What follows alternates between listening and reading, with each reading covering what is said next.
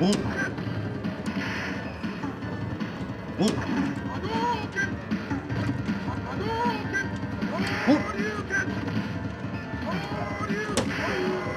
Vur.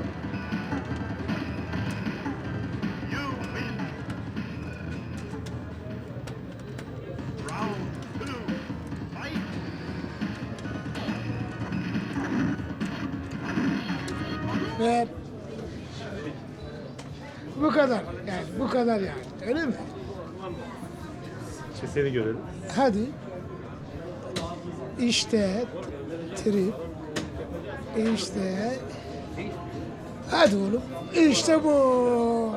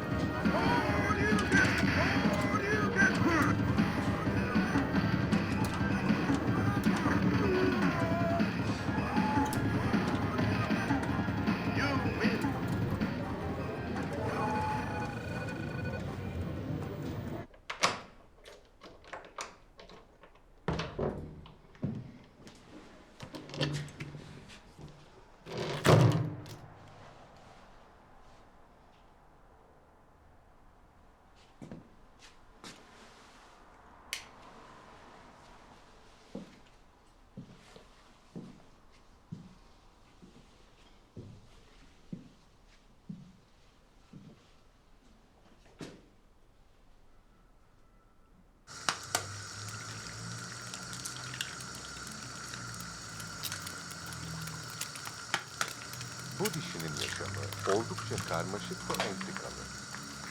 Dev Avustralya mürekkep balıkları genelde yalnız yaşar. Ancak kısa ömürlerinde bir kez çiftleşmek için toplanmaları gerekir. Dişi her zamanki çiftleşme bölgesine yaklaşırken, iri yapılı erkek de ona ilgi göstermeye başlıyor.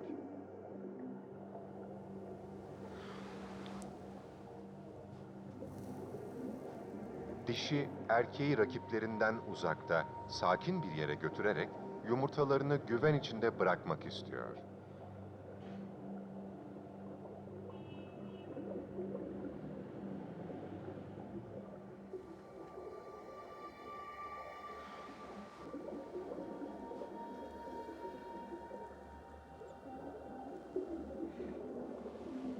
Erkek dişiyi kollarının arasına alıyor ve yüzünü kendine çeviriyor. Daha sonra kollarından birini dişinin ağzındaki bir açıklıktan sokarak spermlerini boşaltıyor. Hadi lan Kerem'im bu. Siktir.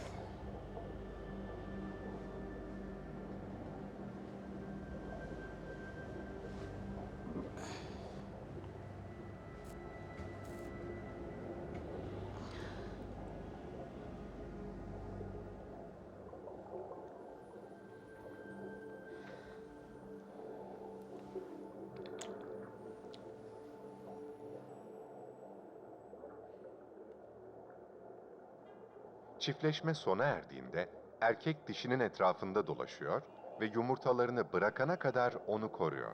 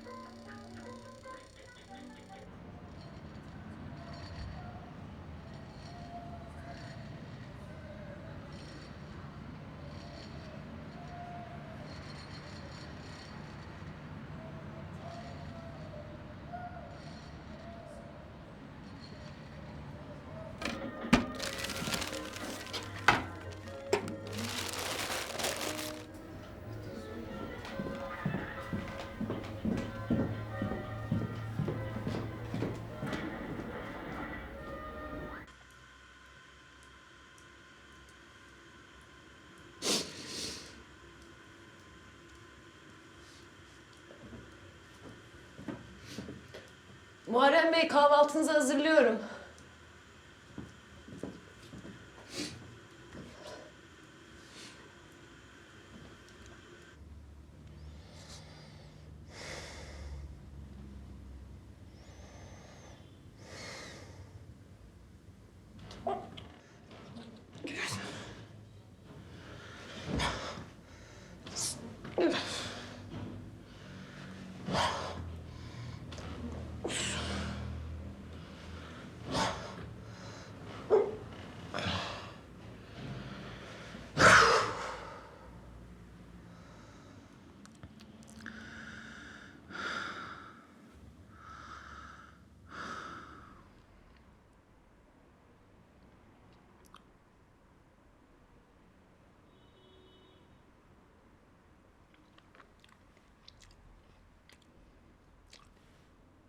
Türkan.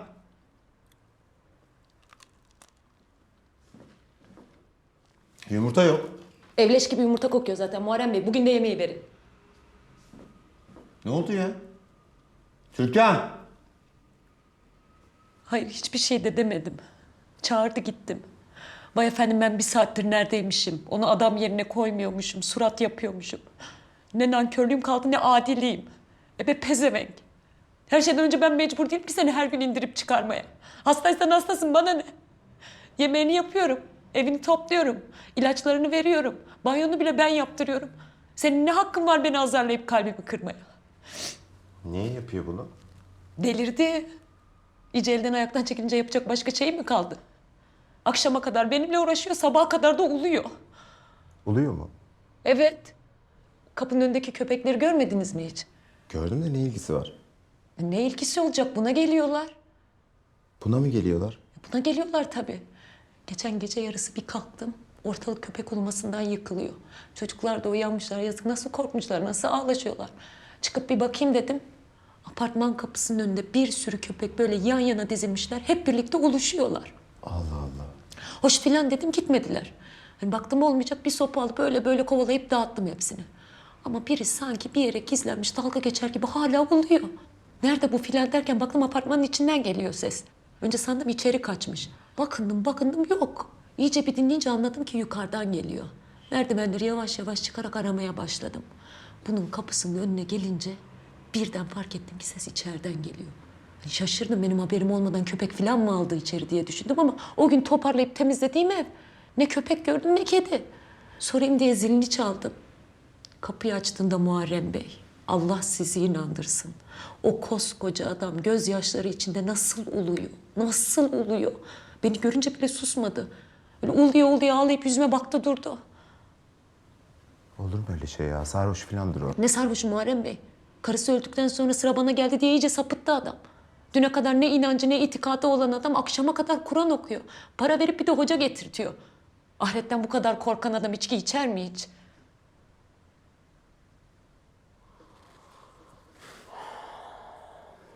Vallahi ne diyeceğimi şaşırdım. Ama enteresan bir durum bu. Uluyan adam.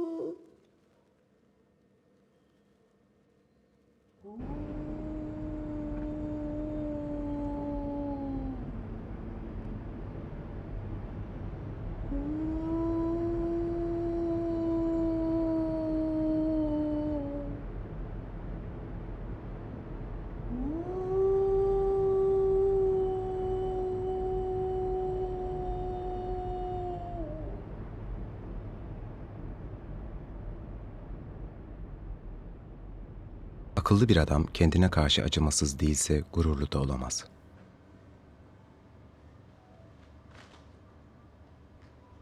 Bense sınırsız gururum yüzünden kendime hiç acımıyor, nefret edercesine küçümsüyor, herkesin de bana aynı gözle baktığını düşünüyordum.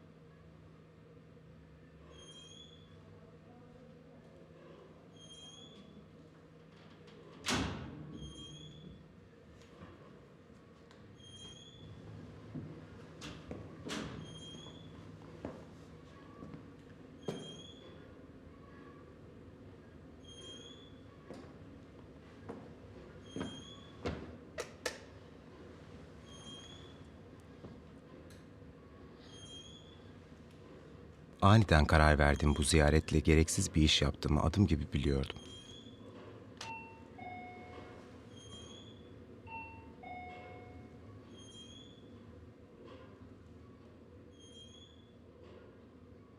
Dört çarpı 250 bin lira yapıyor. Bu 1000 lira 3 kişi tarafından ödeneceğinden 3'e bölünecek. Bu da alan başı 333 lira yapıyor. Tamam mı? Var mı anlamayan? 333.3.3.3. Ha. Bu parayla Tunalı Otel'de şahane bir yemek yeriz, sabaha kadar da içeriz. Ama ben derim ki herkes müsaitse adam başı 400 toplayalım. Parada bir kişi de dursun. Böyle taksiymiş, şuymuş, buymuş bütün harcama o yapsın. Hem rahat ederiz hem de karışıklık olmaz. Ne dersiniz? Vallahi iyi fikir, bana uyar. Vallahi süper, bana da uyar. Peki paraları şimdi mi vereceğiz? İsteyen şimdi versin ama yarın da olur. Tamam, yarın verelim. Tamam. İyi güzel de arkadaşlar. Cevat bütün bu masrafları bizim yapmamızı kabul edecek mi? Mecburen edecek. Yemek onun şerefine düzenleniyor. Etmez sayıp eder. Şahsen ben çok üzülürüm. Vallahi ben de üzülürüm de Cevat bizi kırmamak için kabul eder. İyi ya işte. Kabul etmezse karılara o ısmarlar olur biter. Yuh ulan! Ne yuhu işte, ödeşmiş oluruz. Ya hakikaten bu son kısmını nasıl halledeceğiz? Neyi nasıl halledeceğiz? Yani karılar için de ayrıca para toplayacak mıyız? O kadar da değil. Demek ki de bir karılar deyip durma. Duyan da grup seks yapılacağını zannedecek. Bakacağız. Duruma göre olursa. Hayrola Cevat'ı askere mi gönderiyorsunuz? Ne için bu organizasyon? Hayır, İstanbul'a gönderiyoruz. Niye İstanbul'a mı taşınıyor? Sayılır. En azından bir ayağı hep orada olur artık. Yazdığı kitap Faik Akkoyun'un en iyi roman ödülünü aldı. Tören için İstanbul'a gidiyor. Biz de bir kutlamayla uğurlayalım dedik. Vay canına.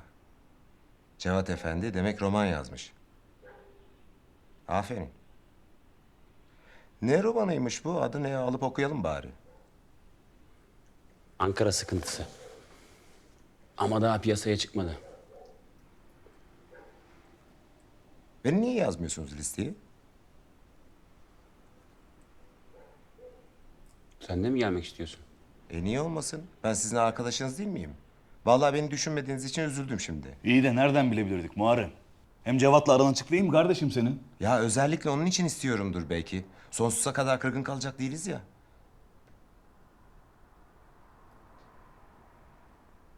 Ne oldu? Bilmiyorum. Mezunlar yemeği değil bu. Birkaç arkadaş kendi aramızda öyle bir eğlenmeyi düşünüyorduk. İyi ya işte 4 yerine 5 kişi olacaksınız ya. Hem anılarımızı tazeleriz. Belki de seni istemiyoruzdur. Ya ben ne yaptım ki size? Oho! Baştan mı başlayalım, sondan mı Muharrem? Ben karışmıyorum artık. Aranızda karar verin. Gelsin derseniz açıklamasını da yaparsınız Cevat'a.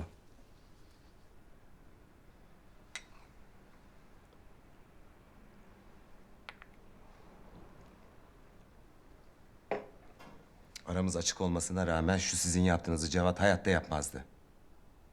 Cık. Tamam davet etmeyin. Senin de ne düşündüğünü anlayabilen aşk olsun yani Muharrem. İyi tamam. Gel o zaman. Salı saat 7'de Tunalı Otel'de. Ben biliyorum orayı. Yanına para almayı unutma ama. En az 400 lira. Ayıp ediyorsun ama. O kadar da değil. O kadar. Aramızdaki para mevzularını unutmuş değilim. Ya Sinancığım sen görmeyeli ne kadar değişmişsin ya. Sen eskiden böyle bir adam değildin. Ne oldu sana böyle? Nasılmışım eskiden? Hadi biz kaçıyoruz Sinan. Meselenizi sonra halledin. Yarın görüşürüz. Hadi Feruş.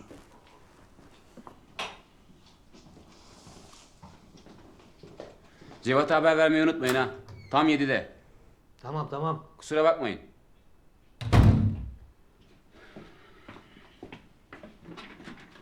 Niye kusura bakacakmış bu beyefendiler? Ne oldu, ne yaptık ya?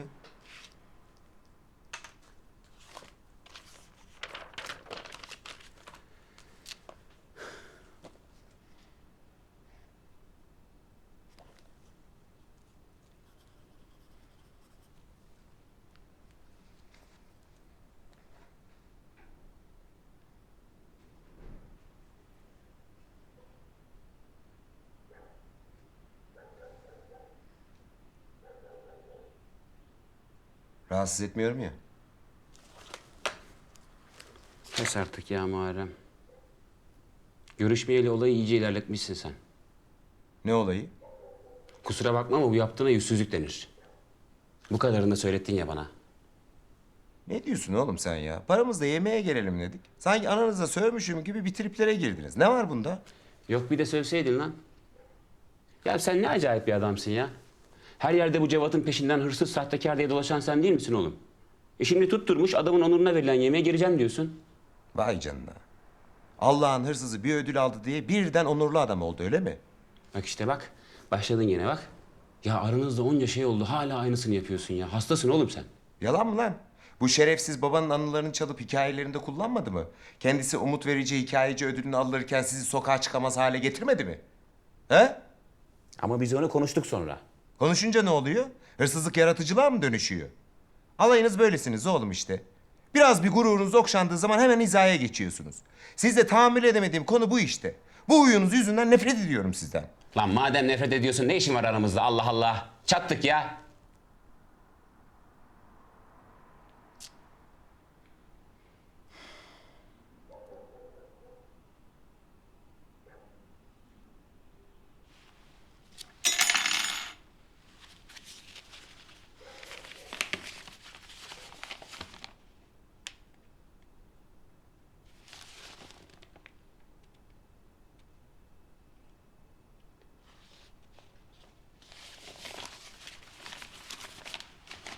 Neyse ben kaçıyorum.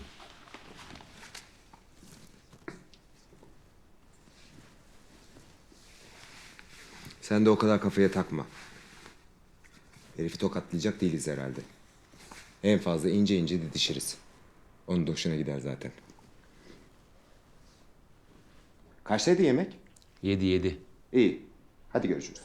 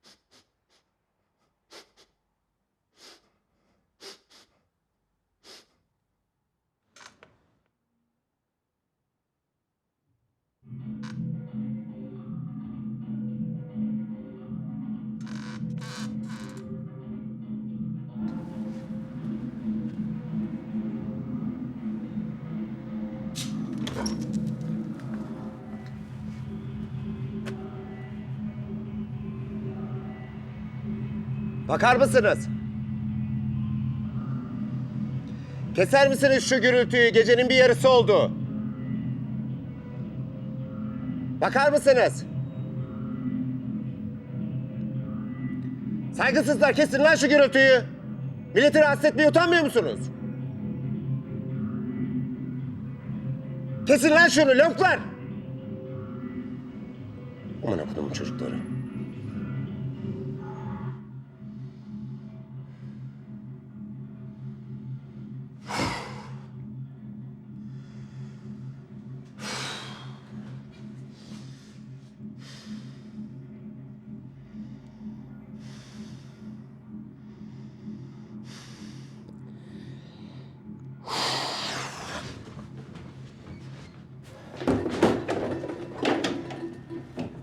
İşte kalkıp ne oluyor demeyin.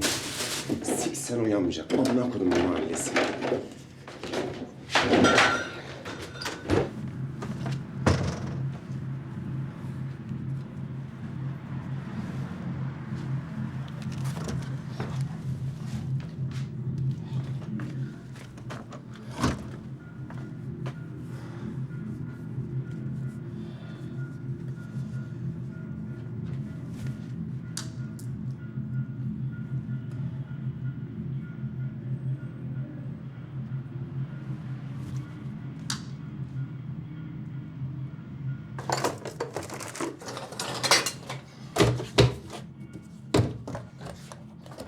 Ya kodum.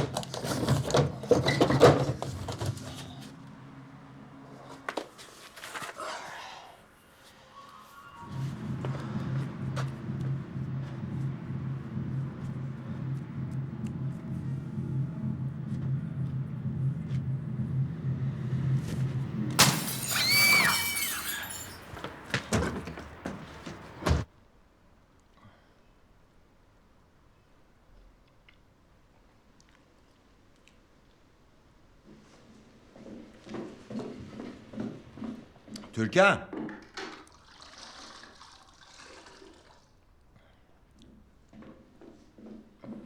Efendim, Dün gece ne oldu öyle ya? ne oldu? Duymadın mı? Yıkıldı ortalık. Yok, ben bir şey duymadım.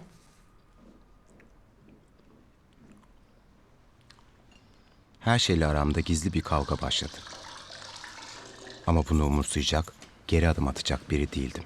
Türkan.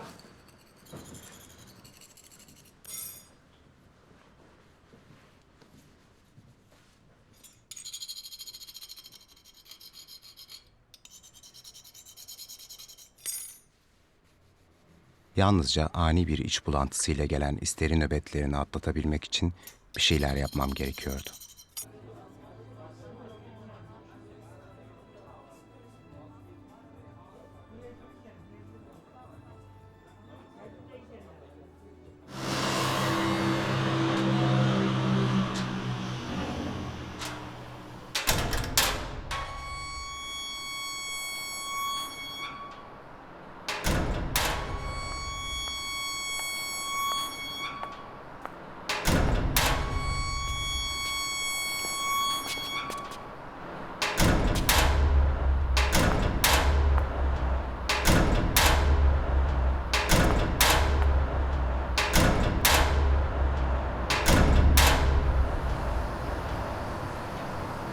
Birbirinden karanlık yerlerde dolaşıyor, çirkin ve utanç verici olan her şeye karşı söndürülemez bir istek duyuyordum.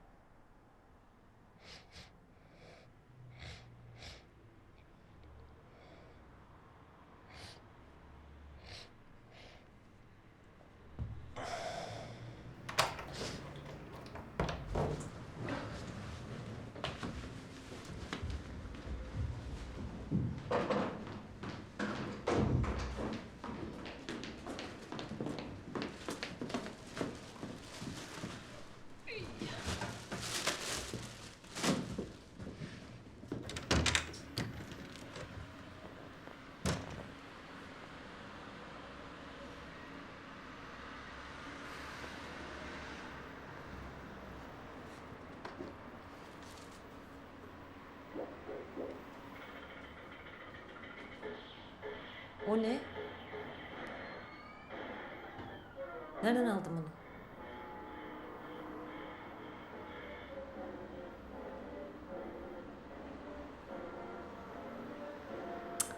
Bu da hiç kafayı üşüttü.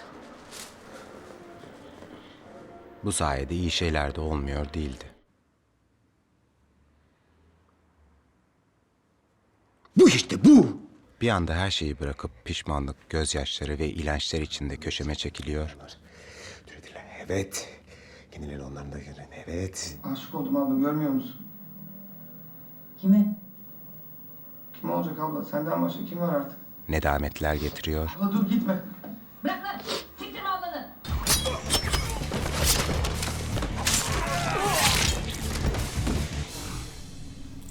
Güzel düşler kuruyordum. Çamura batmanın bile bir anlamı olmalıydı.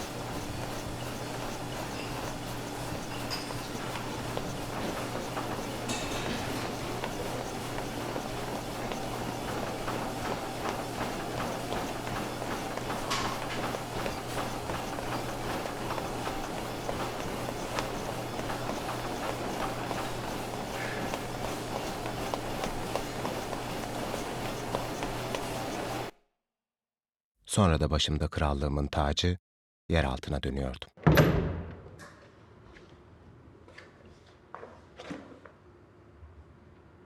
Türkan hayrola? Biz gidiyoruz Muharrem Bey. Hakkınızı helal edin demeye geldim. Nereye gidiyorsunuz? Ne oldu? Vallahi ne olduğunu ben de bilmiyorum artık.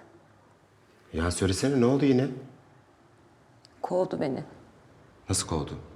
Basbayağı kovdu işte, defol git evimden dedi. Köpek mi kovuyor ya? Olur mu öyle şey?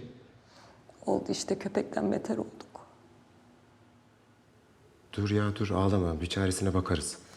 Aşağıda mı şimdi bu? Aşağıda. İyi tamam sen evine dön. Ben hemen konuşup geliyorum. Hiç boşuna uğraşmayın Muharrem Bey. Kafayı üşütmüş iyice.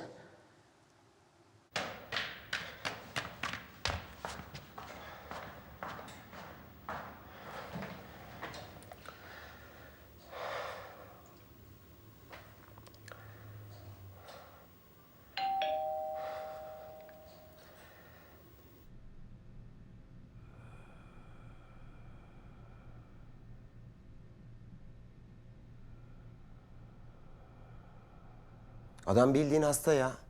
Birden kriz geçirip eşek gibi anırmaya başladı. Bir şey olacak, üstüme kalacak diye korktum.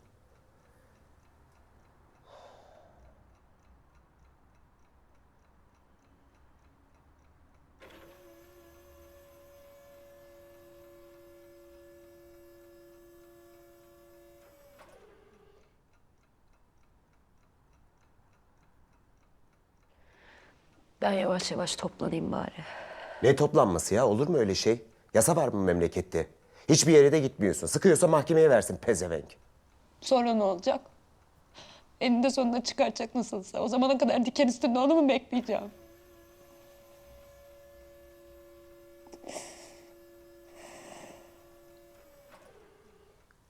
Türkan, hemen yukarı gel. Seni çağırıyor.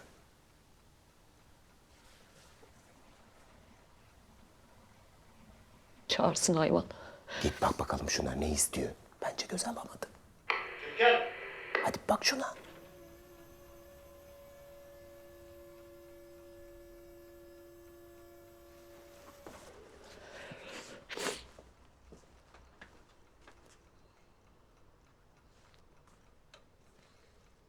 Ne var?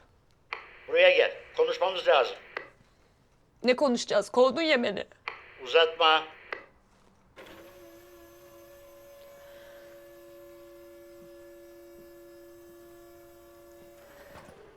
Sakin ol. Hiçbir şey de söyleme. Önce ne istiyormuş bir öğren bakalım.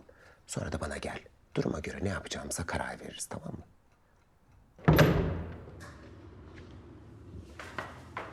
Ne oldu? Ne bu? Sözleşme. Ne sözleşmesi? Bilmiyorum, ya bunu imzala ya da defol git dedi.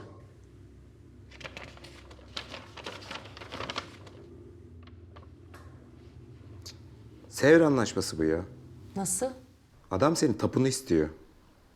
Ne tapusu? Benim tapum yok ki. Öyle değil. Kölesi olmanı istiyor yani. Yok almıştı zaten.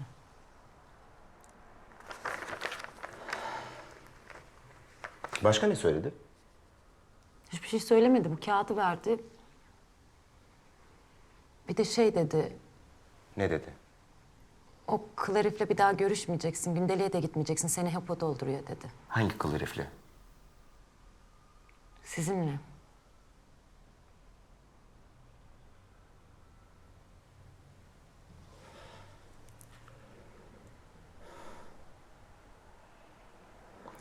Bu adamın derdi başka Türkan. Başka ne derdi olacak ki? Öyle değil.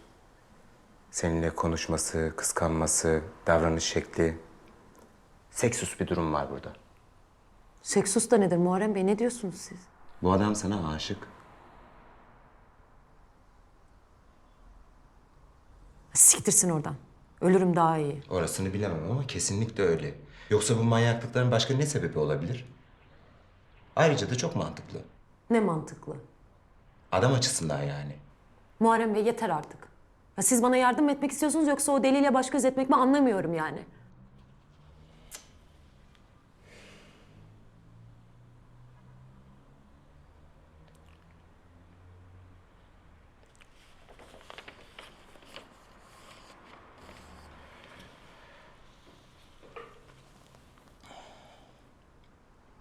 Bak ne diyeceğim.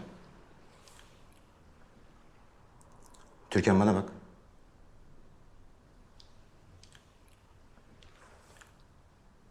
Sen bu dertten kurtulmak istiyor musun şimdi? İstiyorum tabii. Bak tekrar soruyorum. Emin misin? Eminim. O zaman öldür gitsin. Nasıl öldüreceğim? Bakmayın hasta olduğunu, azman gibidir. Çok basit. Sen şimdi bunu hastaneye götürmek için merdivenlerden indirmiyor musun? İndiriyorum. Ha, indirirken aşağı bırakacaksın. Hepsi bu. Yapabilir misin? Yaparım herhalde. Herhalde falan olmaz. Ya yaparım diyeceksin ya da yapamam. Çocuk oyuncağı değil bu. Yaparım. Zaten zar zor taşıyorum. Kaç kere elimden kayıp düşüyordu neredeyse. Ha, aynen öyle işte. Dediğin gibi elinden kayıvermiş farz edeceksin. O zaman hiç kimse bir şey diyemez. Dese de ispatlayamaz. Polis haliyle biraz sıkıştıracak. Ama ağlayıp sızlamayı fazla abartıp şüphe çekmezsen hiçbir şey olmaz. Kısa ve net olacaksın. Birden elimden kaydı, düştü. Hepsi bu. Biraz üzgün, biraz şaşkın, azıcık da korkmuş gibi yapacaksın. Öyle acınma numaraları falan yok. Hemen çakarlar yoksa. Bak bu çok önemli. Tamam mı? Anlaştık mı? Anlaştık. O zaman sen şimdi git, kabul ettiğini söyle, sözleşmeyi imzala.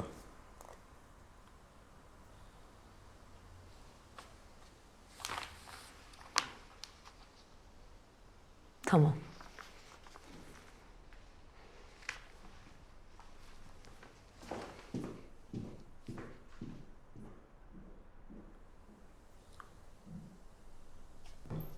Kıl herif ha.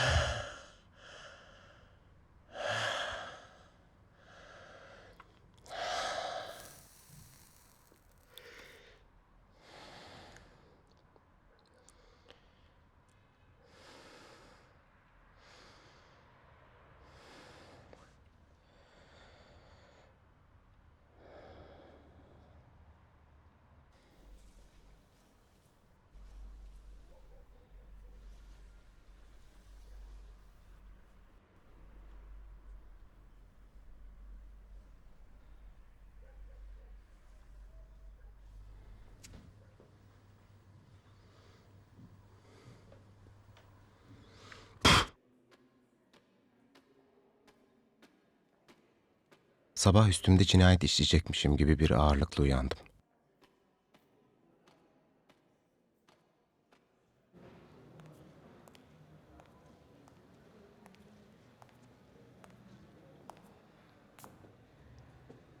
Beynimin içinde bir şey vınlayarak uçuyor, beni durmadan uyarıyordu.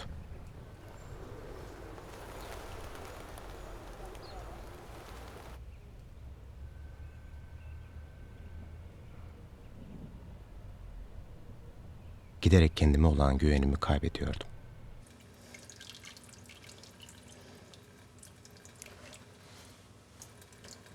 Gitmiyorum ulan, gitmiyorum. Mecbur muyum gitmeye?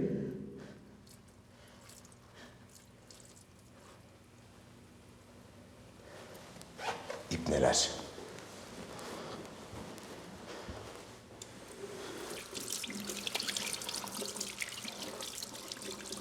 Söz verdim ama vız gelir. Arayıp söyleme zahmetine bile girmem. Tamam mı? Tamam. Ankara, Ankara, güzel Ankara. Seni görmek ister her batı kara. Ankara, Ankara, güzel Ankara. Gitmediğim gibi kendime başka bir plan yaptım. Hem de tam onlara söz verdiğim saatte.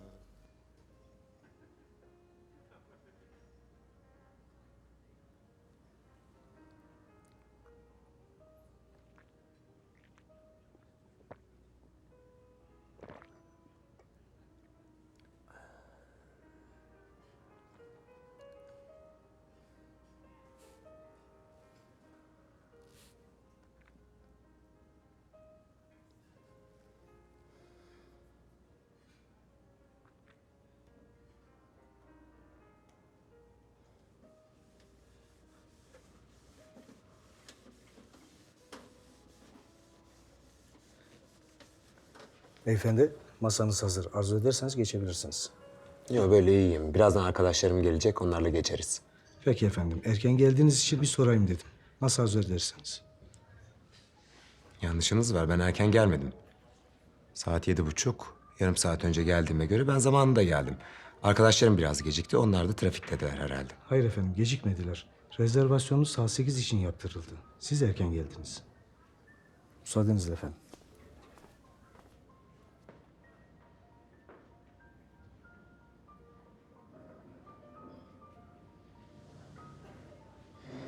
Bütün hatam ilk gittiğim barda aç karnına içtiğim 2 kadeh şarap oldu.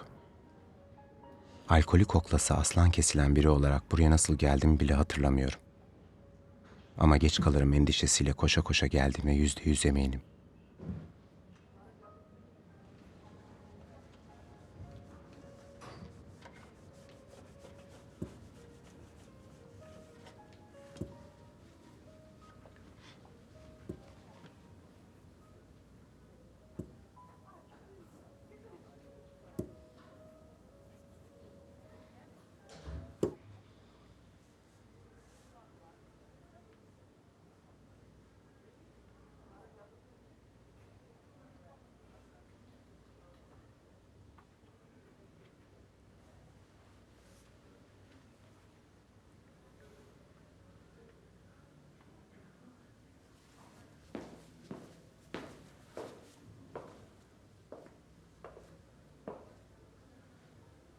Muharrem. Muharrem.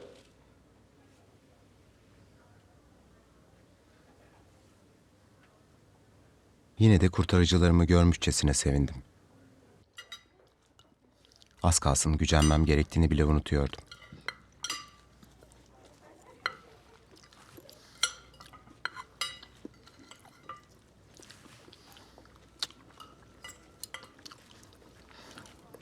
Neler yapıyorsun Muharrem?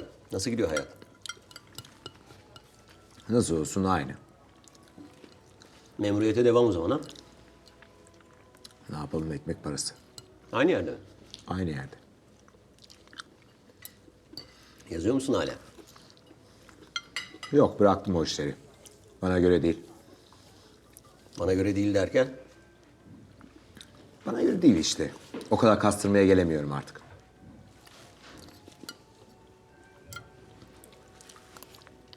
İyi yazıyordun sen ya. Onun için söyledim.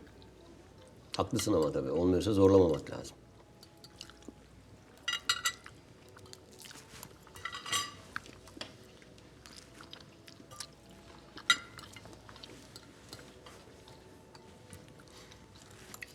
Yemeğe senin de katılacağını öğrenince çok şaşırdım.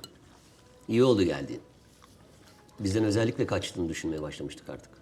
Yok canım, olur mu öyle şey? İş güç her zaman fırsat olmuyor. Hem gördüğün gibi buradayım. Dediğin gibi olsa gelir miydim hiç? Haklısın. Ama gerçeği söylemek gerekirse en azından buna benzer bir durum olduğunu düşünüyoruz. Ne gibi? Ne bileyim. Tansel yüzünden gücenmiş olabilirsin mesela.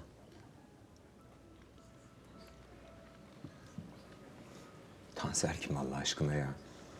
Bir orospu yüzünden mi gücenecekmişim?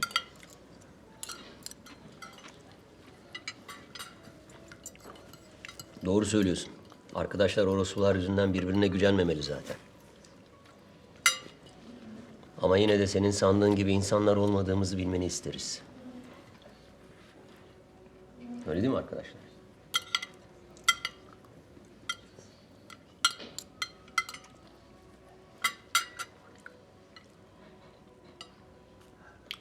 Sizin nasıl insanlar olduğunuzu sanıyormuşum ben.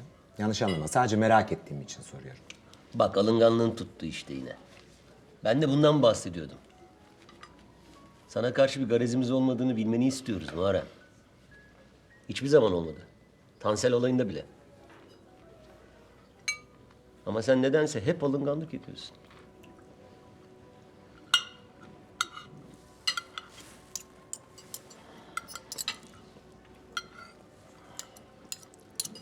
Öncelikle şu Tansel meselesini bir halledelim. Sözüm meclisten dışarı, Tansel'in amına koyayım. Beni burada ilgilendiren alınganlık meselesi. Ben sandığınız gibi alıngan birisi değilim. Alınganlık da yapmıyorum. Ama madem konu buraya geldi, o zaman konuşalım. Ama başlamadan önce senden küçük bir şey rica edeceğim. Rica ederim, buyur dinliyoruz seni.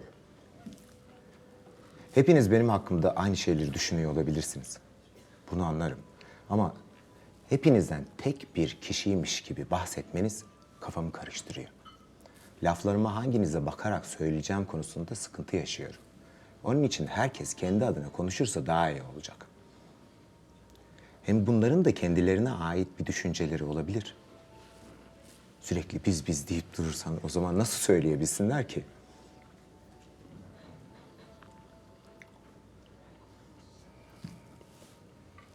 Cevap gelmediğine göre senin dediğin olacak herhalde.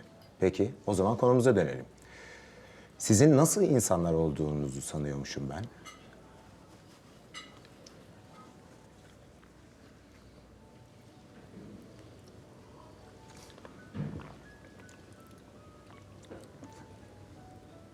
Vallahi Muharrem, çok özlemişiz seni be. İyi ki gelmişsin.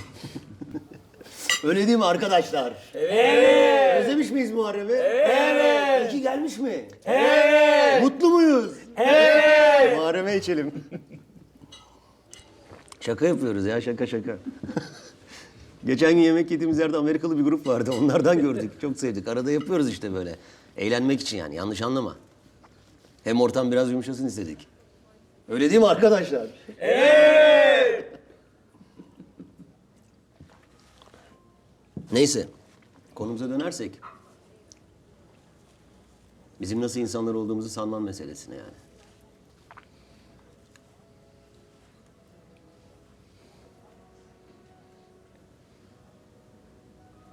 Boş ver be Muharrem.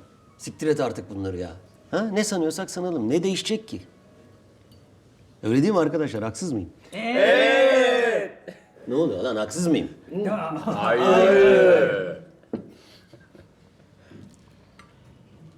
Her şey tahmin ettiğim gibi en düzeysiz ve bayağı şekilde ilerliyordu. Ama unuttukları başka şeyler vardı. Çok bekledin mi? O gün kararlaştırdığımız gibi saat tam 7'de buradaydım. Nasıl ya? Saatin değiştiğini haber vermediniz mi? Unuttum ya. Lan ne adamsınız? Böyle şey unutulur mu ya? Adam biraz öyle görünce bir şey falan oldu zannettim. Ayıp ayıp ya. Vallahi ne yalan söyleyeyim ben de öyle zannettim. Ne oldu, ne zannettin? Ya işte gözler bir acayipti. Öküzlük ettiniz diye sevinecek miydim ya? Niye gülüyorsunuz ki? Adam doğru söylüyor. Bu yaptığınız gerçekten öküzlük. Bana yapılsa böyle içime atmazdım. İçime attığımı kim söyledi? Bir şey demedim de. Hem sen bana niye kızıyorsun ki? Haklı olduğunu söylüyorum lan. Tamam ya uzatmayın. Ana yemeği söyleyelim mi artık? Sinan, sana bir şey soracağım. Sen başka bir laf bilmez misin? Hangi laf? Ana yemeği söyleyelim mi? 7. 5. Komikler şu manzarayı görse herhalde eserleriyle gurur duyardı. Memleket Cem Yılmaz olmuş, haberimiz yok. Ne diyeyim ya Muharrem? Sen de Cevat'ın dediği gibi her defasında takacak bir şey buluyorsun. Ya taktığından değil ya işte. Bize zekasını göstermek istiyor. Apaçık ortada. Merak etme, burası ne yeri ne de zamanı. Cevat'ın gecesini gölgelemek isteseydim çoktan almıştınız dersinizi. Kalamar güzelmiş. Hodri meydan diyorsun yani, öyle mi? Keyfiniz nasıl istiyorsa. Madem zekamı sınamak istiyorsunuz. Ama dediğim gibi Cevat ayıp oluyor. Bunun için isterseniz başka bir yemek düzenleyelim. Muharrem, yeter artık ya. Şurada en sevdiğimiz arkadaşımızı göndermeden önce dostça bir yemek yiyelim dedik. Zehir oldu vallahi. Hayır gören de aramızda kan davası falan var sanacak. Bir damla da olsa mürekkep yalamış adamların arasındaki husumet kan davasından bile daha korkunçtur Sinancığım. Bunu daha önce sana anlatmıştım. Aklın ibneleştirdiği insan tipinden bahsederken. Hatırladın mı? Bak bu iyiydi işte. Kalem mi arıyorsun? Nereden anladın? Eskiden de öyle yapardım da. Nasıl yapardın? Ha böyle işte sohbet edilirken hoşuna giden bir şey olduğunda hemen kağıt kalem aranırdın. Hatırlamıyorum. Niye aranırdın? Not etmek için. Neyi? Söyleneni. Hangi söyleneni? Hoşuna giden cümleyi ya da aklına gelen fikri. Yani? Yani Sinan yok. Öyle aklıma geldi söyledim işte. Hatta notçu derdik sana ya. Sonra geliştirip fortçu diye çevirmiştik. Hala hatırlamadın mı? Öyle değil mi arkadaşlar?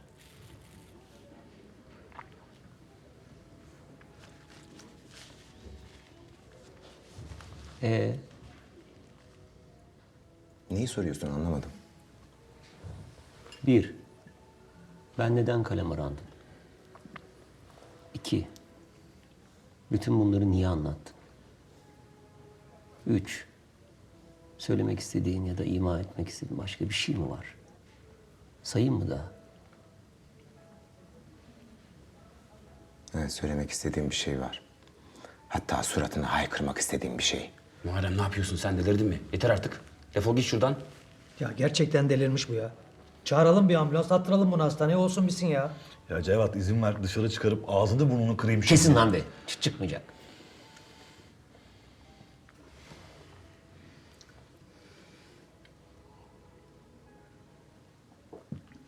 Dostoyevski gerçek her şeyin anasıdır ve üstündedir der. Zavallı egolarımızın bile. Hadi bakalım Muharrem Efendi. Neymiş yıllarca yüzüme haykırmak istediğin şey?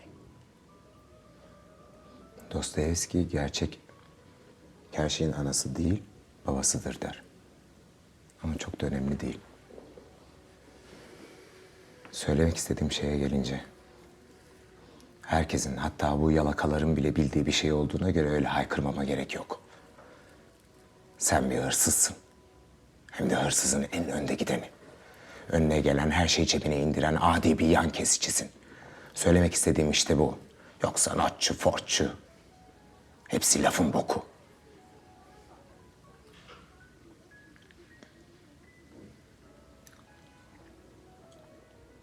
Öyle değil mi yalakalar? Niye söylemiyorsunuz düşüncelerinizi? Niye çekiniyorsunuz?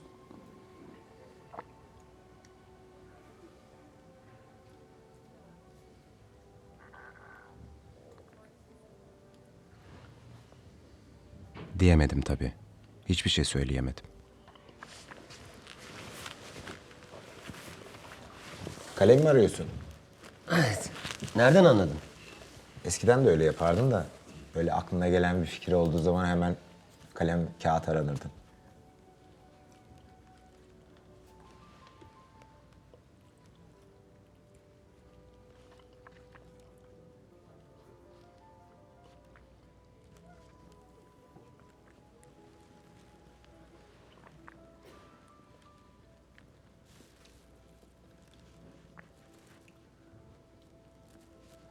Dünyanın en aşağılık düzeni tam karşımdaydı.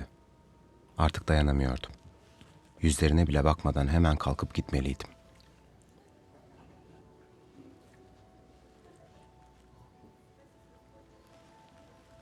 Güneş doğacak, açacak çiçek. Ciao bella, ciao bella, ciao bella, ciao ciao ciao. Gelip geçenler diyecek merhaba, merhaba ey güzel çiçek. Gelip geçenler diyecek merhaba, merhaba ey güzel çiçek. Hadi bakalım Cevat'cığım. Yarın iyi yolculuklar diliyorum ve şerefine içiyorum. Şerefe. Hop Muharrem. Sen kaldırmıyor musun kadehini oğlum? Kaldırmıyorum. Neden? Önce bir konuşma yapacağım. Susun. Nietzsche Hazretleri konuşma yapacak.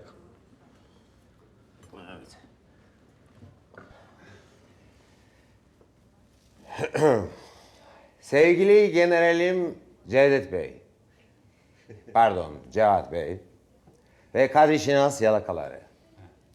Şunu iyi bilin ki, gösteriş budalası insanlardan, gösterişli laflardan, gösterişin kendisinden hiç hoşlanmam. Bu bir. Kibirden, kendini beğenmişlikten, bütün bu dağları ben yarattım havalarından, süslü kişiliklerden nefret ederim. Bu iki.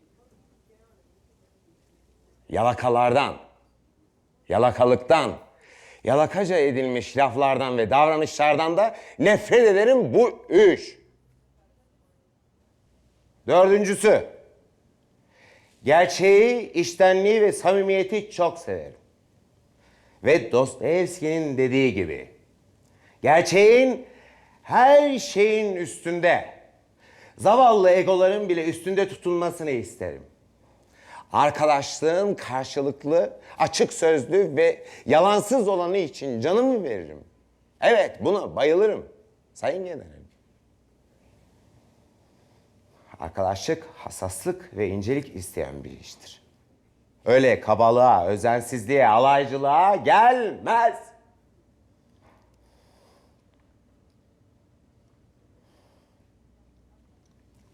Daha ne söyleyecektim? Neyse, niye uzatıyorum ki?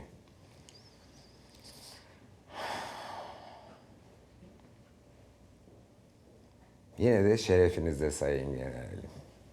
Güle güle gidin İstanbul'a. O kahpe Bizans'ı bizim için fethedin. Oradan da sürün atınızı batıya, Viyana'ya. Nobel'de, Oscar'da ne bulursanız getirin Ankara'ya. Şerefinize Sayın Generalim. Şerefinize.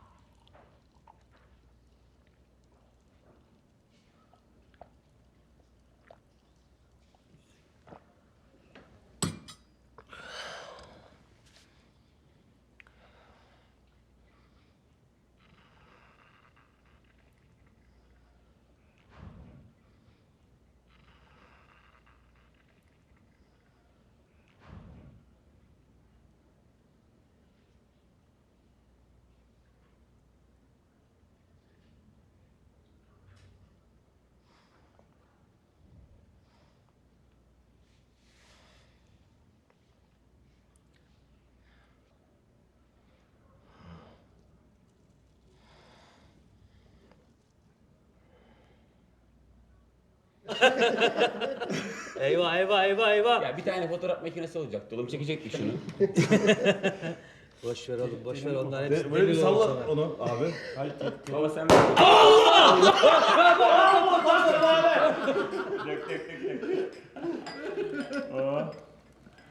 Vay be vay be vay be. Hadi bakayım. Ulan hiç ziyan da etmiyorsunuz ha. Ya çok teşekkür ederim.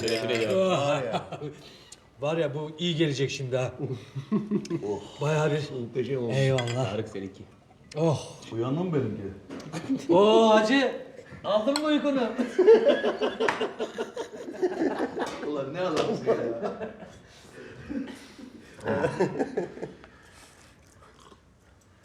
Hadi Cevat'cığım şerefine.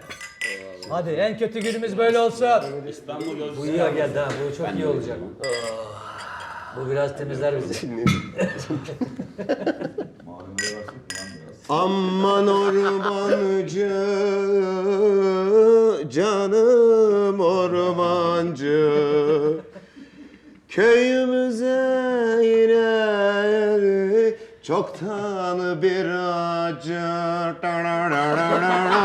Aman ormancı, canım ormancı, gözümüze yine çoktan bir acı. Hiçbirini adam yerine koymadığımı göstermekte kararlıydım. Köyümüze yine çoktan bir acı.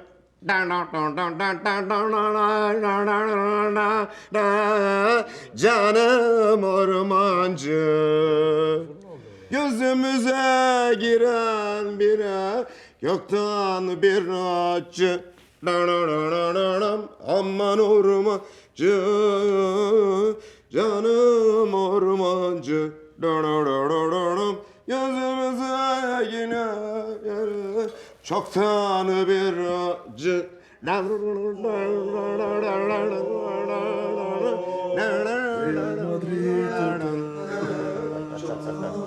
Real Madrid Hotel, Real Madrid Hotel, Real Madrid Hotel. Oh,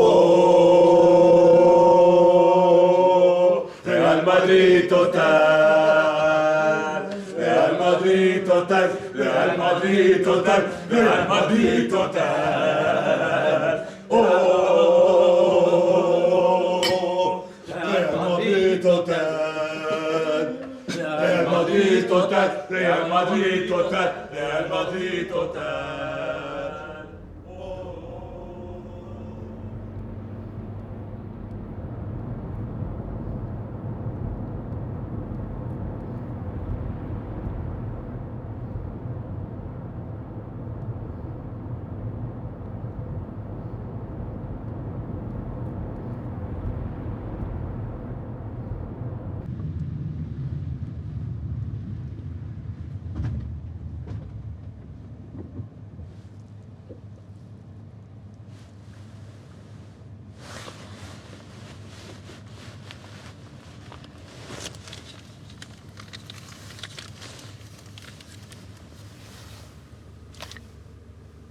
Barcelona Otel.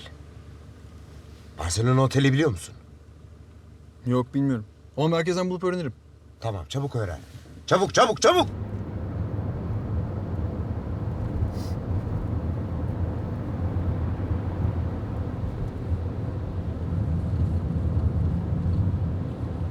Cevat'ı tokatlayacağım. Son çarem buydu. Bu pislik ya bu gece temizlenecek ya da geberip gidecektim. Kenara çek. Ne oldu abi? Ya kenara çek!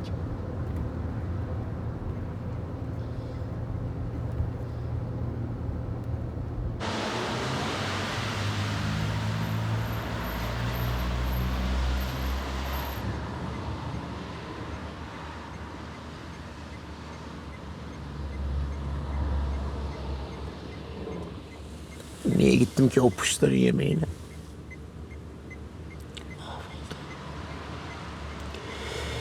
Ne yapacağım ben şimdi? Mahvoldum.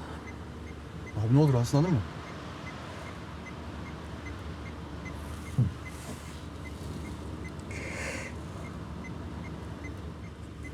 Ne yapacağım şimdi?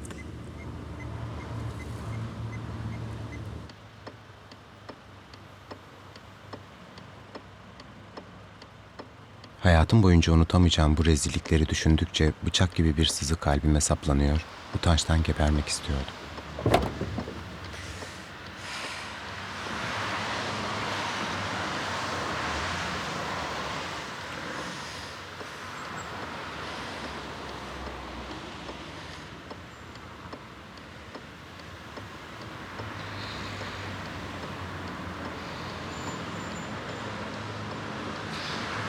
Şerefsizler! Nerede lan bu şerefsizler? Çabuk söyleyin bana! Kararlıydım. Yoksa sonsuza kadar kurtulamazdım bu utançtan. Cevat! Neredesiniz lan? Çıkın lan ortaya! Alçaklar! Şerefsizler! Kendinizi ne zannediyorsunuz lan? Dünyayı siz mi yarattınız lan? Sizin etrafınızda mı dönüyor dünya? Hırsız! Hırsız! Bir ödül aldın diye kendini Shakespeare mi zannediyorsun? Hırsız Shakespeare! Sahtekar Shakespeare! Beni nasıl kabul edersiniz lan? Beni nasıl küçümsersiniz? Beni nasıl aşağılarsınız? Hepinizden nefret ediyorum lan! Hepinizden nefret ediyorum! Tiksiniyorum lan sizden! Alçaklar ibneler! Çıkın lan ortaya! Kusacağım lan üstünüze! Midemdeki her şeyi kusacağım üstünüze! Sırtıma basma, basırma, sırtıma bastırma. Bak kusacağım şimdi. Bağırma, bağırma. Bütün oteli ayağa kaldırdın zaten. Tamam, bağırmıyorum ama sen sırtıma bastırma. Bak kusacağım. Tamam, bastırmıyorum. Ama sakın kıpırdama. Tamam, bağırmıyorum, söz veriyorum. Zaten bağıracak halim de kalmadı.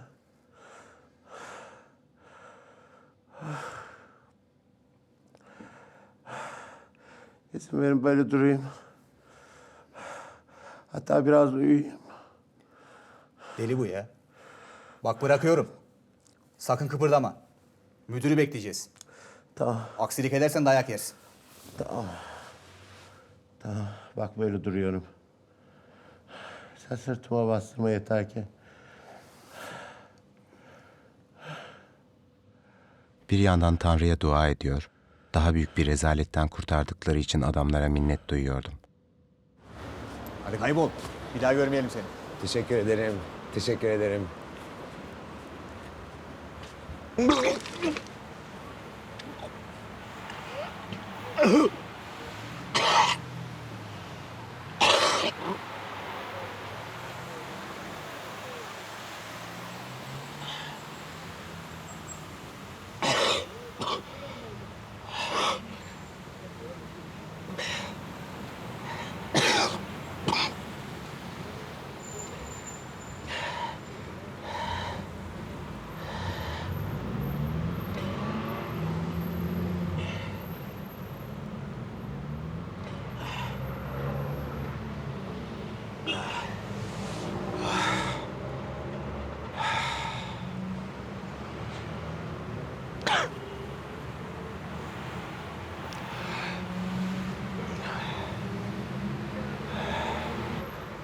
Beyefendi.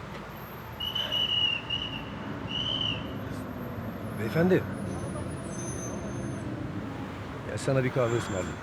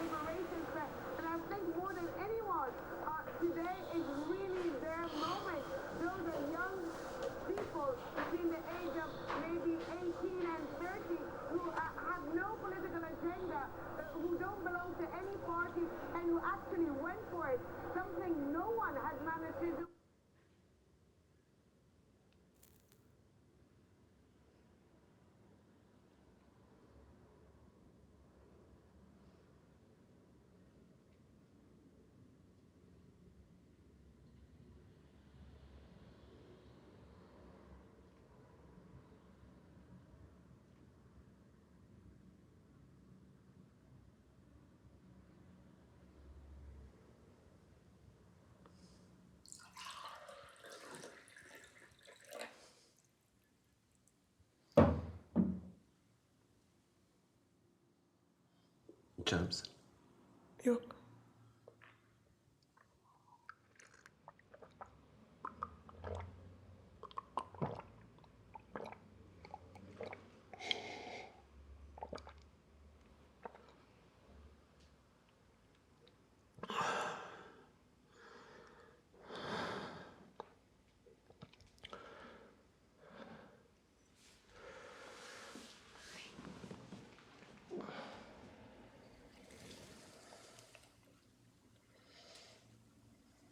Kar mı başladı gene?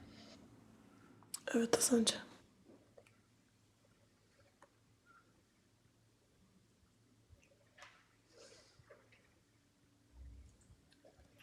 Dün bizim sokakta biri öldü.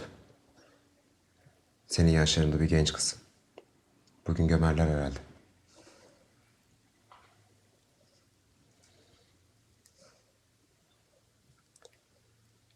Tam ölecek zamanı bulmuş zavallı.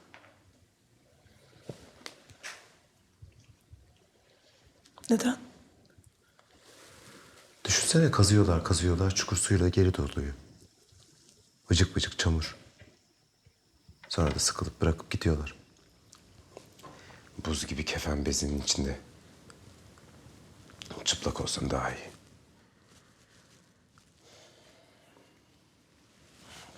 Ne fark eder ki? Ne demek ne fark eder ki? Düşünsene toprağın altındasın. Bu da yetmiyormuş gibi. Çamur, su. İnsan çıldırır. Ben de onu diyorum. Zaten ölüsün. Hissetmezsen fark etmez ki. Nereden biliyorsun? Ya fark ediyorsa?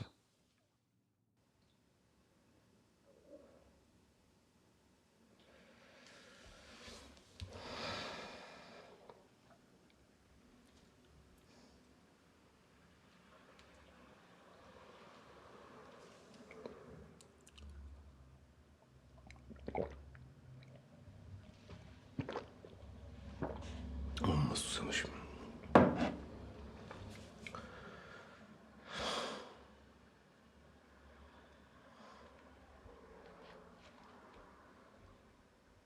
Sen niye gitmedin?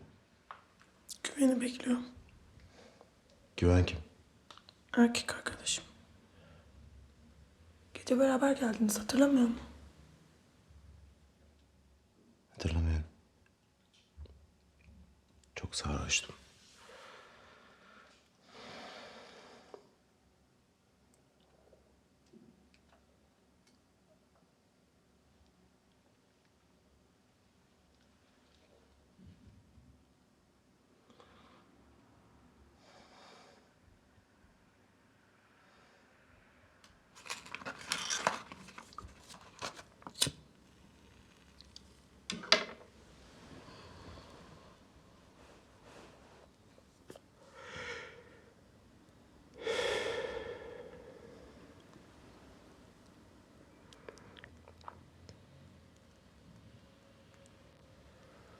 Ölümden korkuyor musun?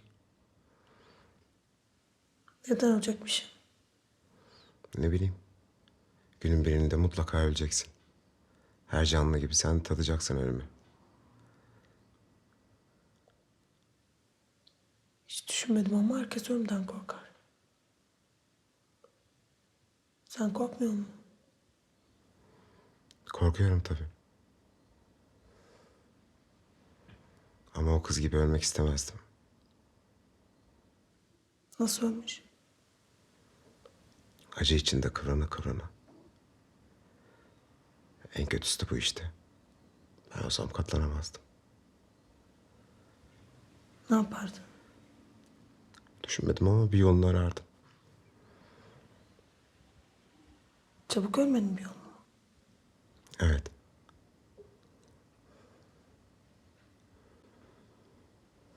Sen ne yapardın?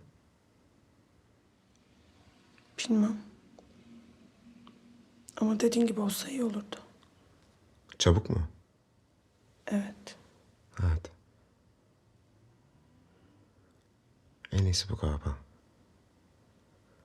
Madem kurtuluş yok.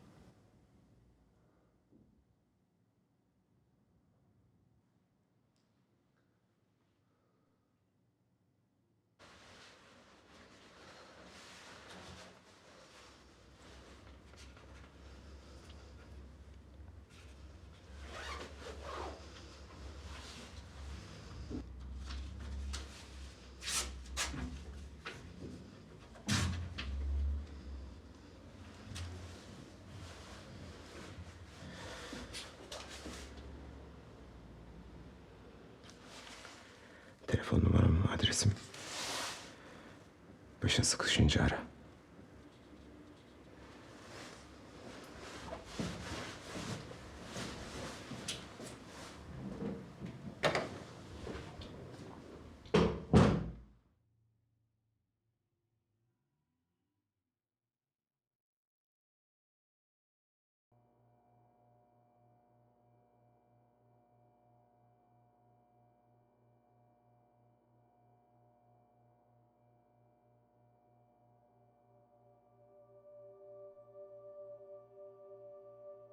Ben neden böyleydim acaba? Değerli olanın farkına vardıkça neden bataklığıma daha çok gömülüyordum?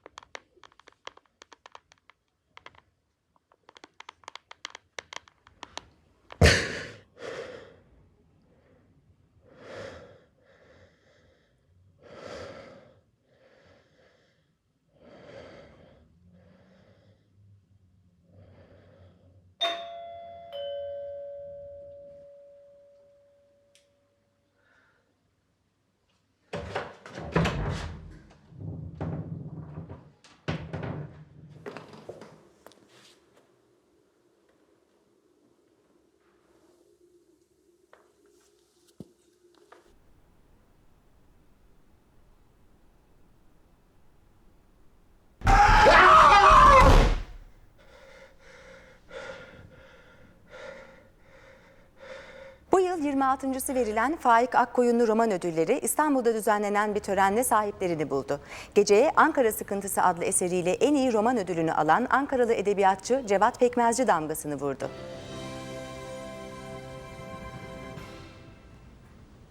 ...26. Faik Akkoyunlu en iyi roman ödülünün sahibi Cevat Pekmezci.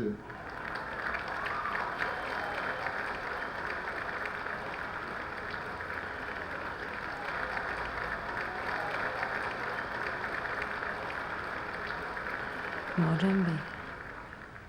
Bu ödülü babama adıyor. çok sevdiğim Ankara şehri için alıyorum. Muharrem Bey bir şey mi oldu?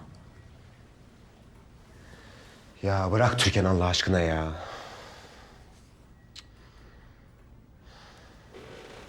Kaç saattir ne yapıyor bunlar ya?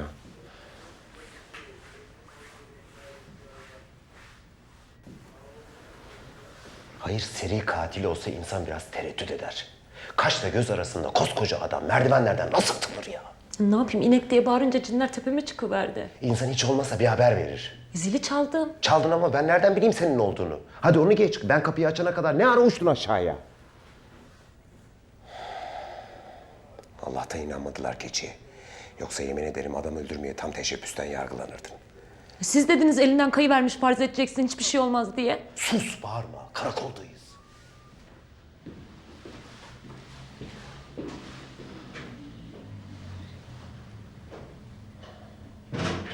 Bırakacaklar mı acaba? Çocuklar evde yalnız acıkmışlardır da. Merak etme, bırakacaklar. Zaten bir şey yokmuş. Ayağı kırılmış, bir de kolunda çatlak varmış. O kadarla kurtulduğuna dua etsin. Kıl. Of. Parmaklarım zonkluyor. Alçak herif. Hem yardım edip hastaneye götürelim dedik hem üstüme saldırdı.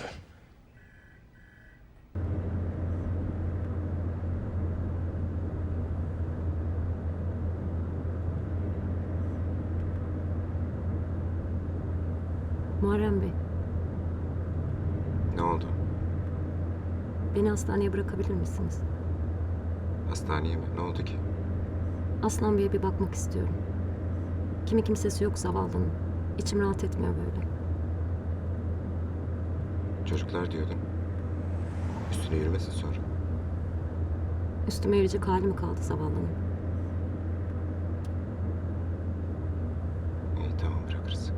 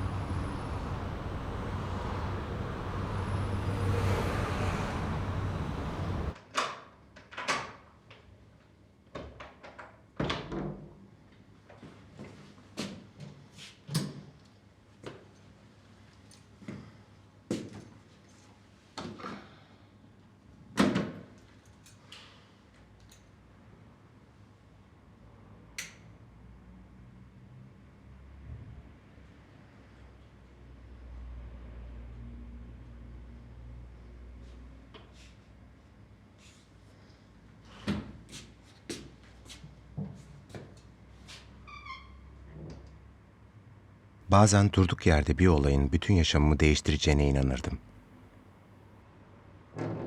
En çok da bu mecburi eve dönüşler sırasında tam kapıda yakalardı bu duygu. Eşikte öylece kalır, gözlerim dalar, çocuksu bir umutla bir şeylerin olmasını beklemeye başlardım.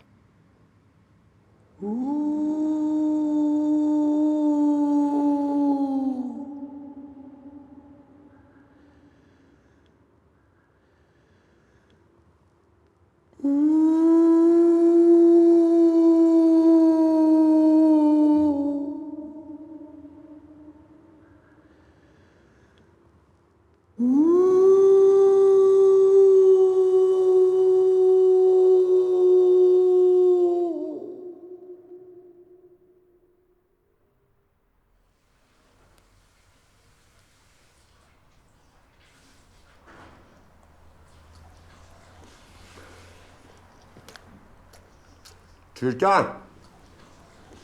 İki lokma ye, çok güzel olmuş. Afiyet olsun Muharrem Bey, tokum. İşim bitsin bir çay içerim ama.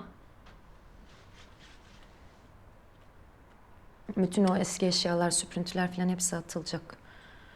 Güzelim evi öyle hor kullanmış ki senelerdir. Yani ne yapacağım, nasıl düzelteceğim bilmiyorum vallahi. Aferin Türkan ya.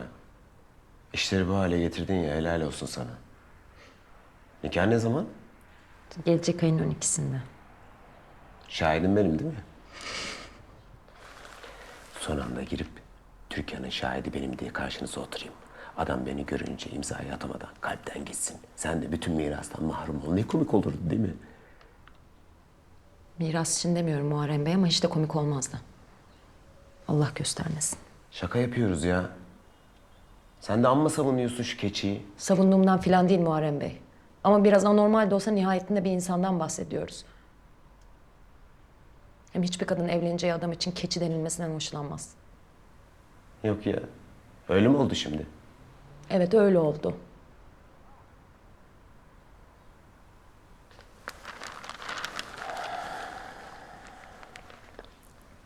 Temizlik için konuştum Fatma'yla. Bundan sonra o gelecek. Gerek yok. Gelmesin mi yani? Gerek yok dedim. Daha önce söyleseydiniz de konuşmasaydım kadıncağızla. Ne diyeceğim şimdi ben ona? Ya ne dersen de sana gerek yok dedim. Uzatma artık. Ne bağırıyorsun be? Çocuk mu var senin karşında? Ne dedik şimdi? Türkan! Sen köpek gibi azarlayamazsın beni. Adam gibi konuş.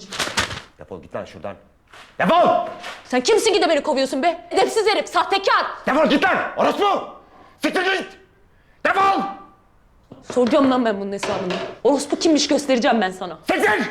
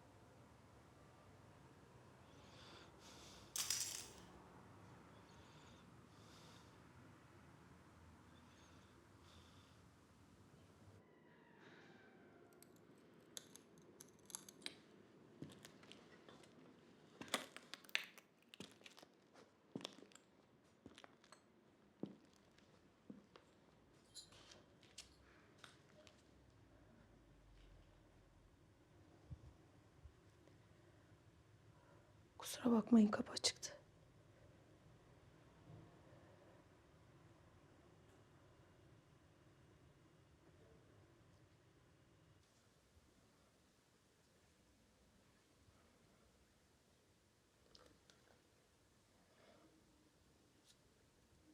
Çay içer misin? Hayır, teşekkür ederim. Su filan? Yok.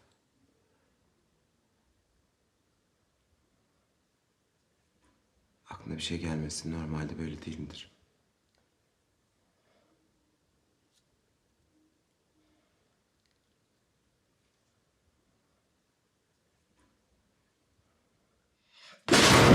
Şalı orospu. Nankör. Gebertmezsem seni.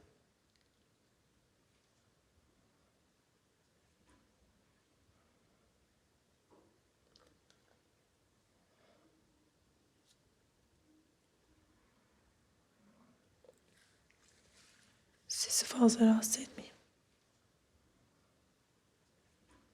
Niye geldin?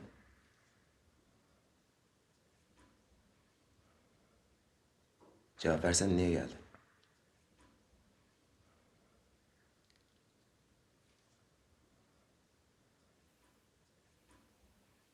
Ben sana söyleyeyim niye geldiğini.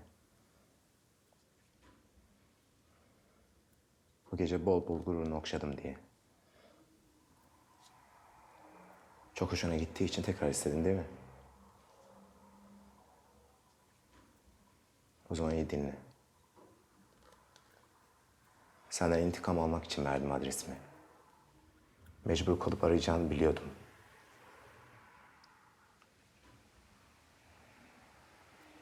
Zaten ağzıma sıçmışlardı ama sen kim oluyorsun da beni gülünç duruma düşürüyorsun ya? Sen fahişe değil misin? Ben sana paranı vermedim mi? Ben ne yaptım sana? Canım birazcık oyun istedi diye bana nasıl sapık muamelesi çekersin ya? Kimsin sen? Ha? Kimsin?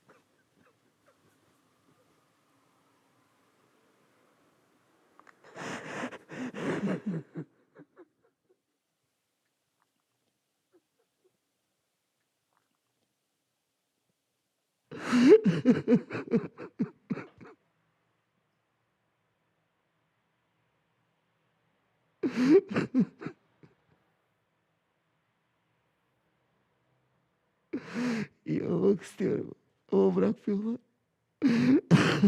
İyi olamıyorum.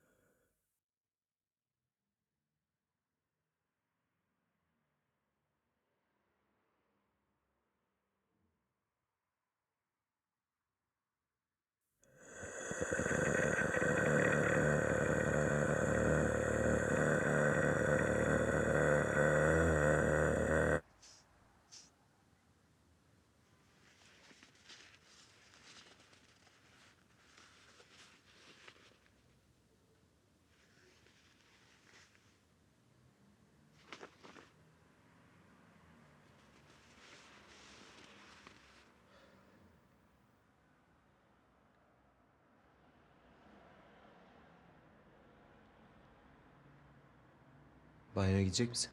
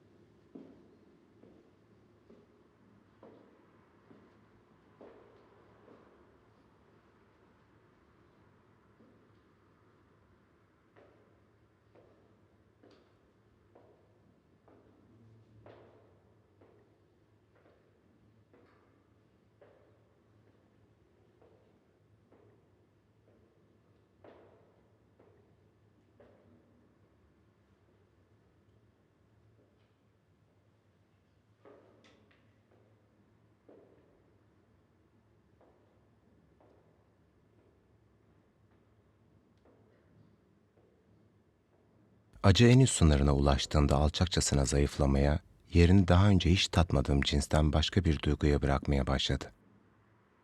Kendini olanca şiddetiyle hissettiren, diş ağrısına benzeyen zevkli bir duygu. Birden başıma gelen bütün felaketlerin nedeninin bu olduğunu anladım.